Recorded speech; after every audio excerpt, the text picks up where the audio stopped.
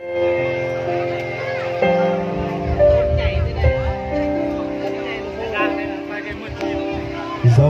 tôi vi vu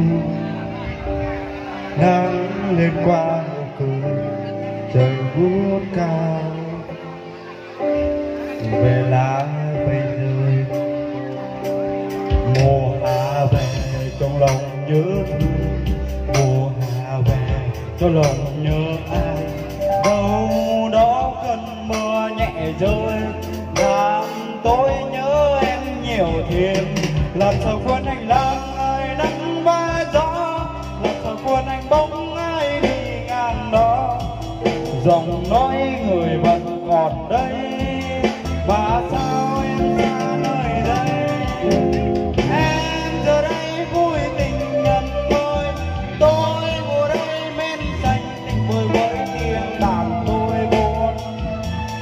là lời sớm đêm trưa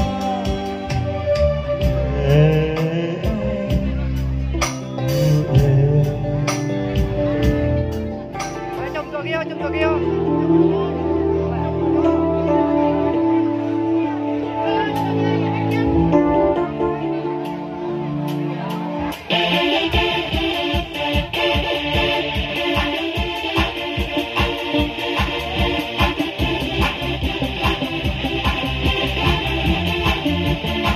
Cũng sai rồi mà hai không được quý vị cùng chúng ta cùng hết sức thông cảm điều kiện nha.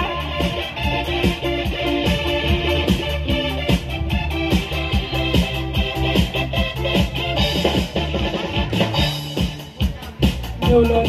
buồn vui tiếng yêu thương sao chưa thành câu giờ này mình về không còn xa đến bên anh em đưa lối về nhiều lần không nhìn anh thật lâu nên tháng ngày chưa bước sau lại